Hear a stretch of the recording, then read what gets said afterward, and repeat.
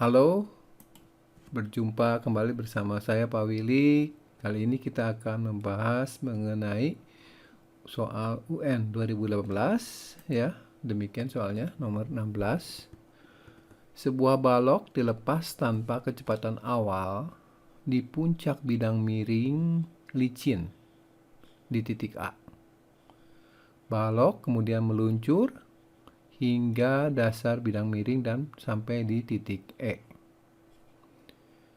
Jika panjang AB sama dengan BC, sama dengan CD, sama dengan DE, maka perbandingan kecepatan balok ketika di C, D, dan E adalah, ya, ini soalnya mengenai dinamika.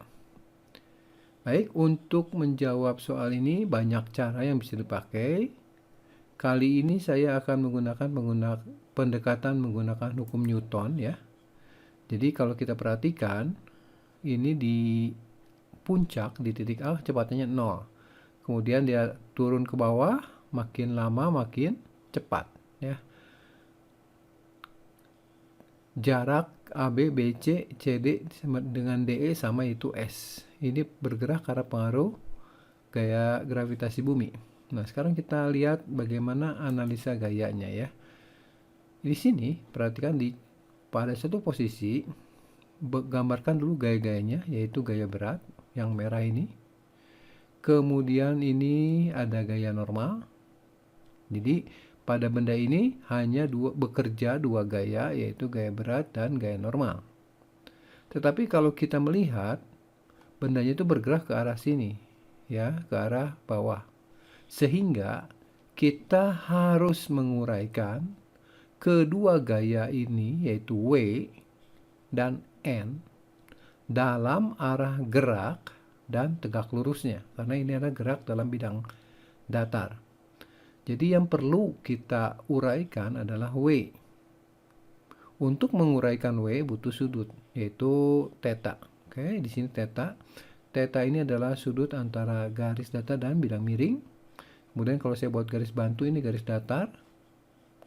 Ini garis miringnya ya.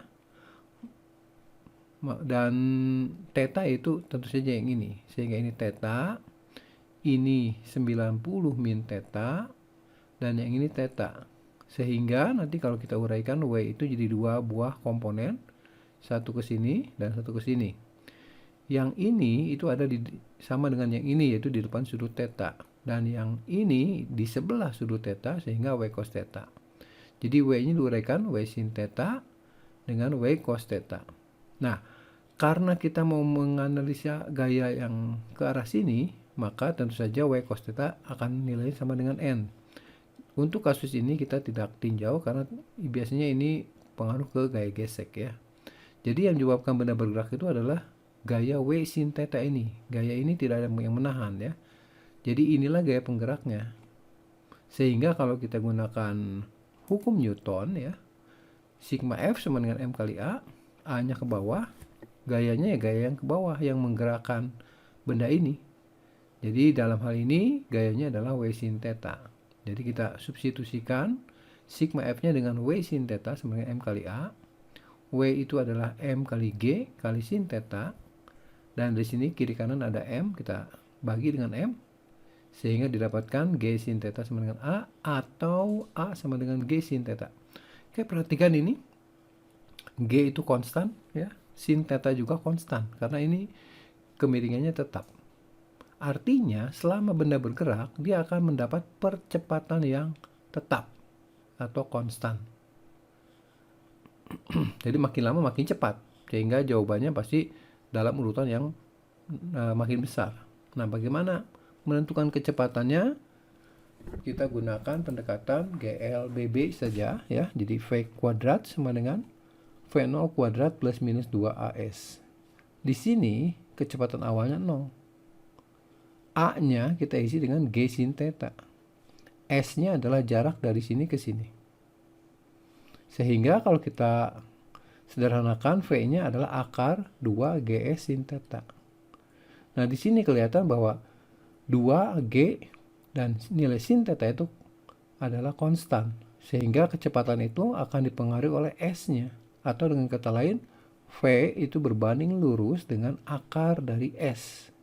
Jadi kalau kita menghitung VC banding VD banding VE, maka perbandingannya sama dengan jarak AC, AD, dan AE, yaitu AC itu 2S, AD 3S, dan AE adalah 4S. Jadi kita substitusikan ke dalam bentuk akarnya. S-nya kita coret sehingga didapatkan akar 2 banding akar 3 banding 2. Oke, sekian pembahasan ini, semoga bisa membantu dan tetap semangat.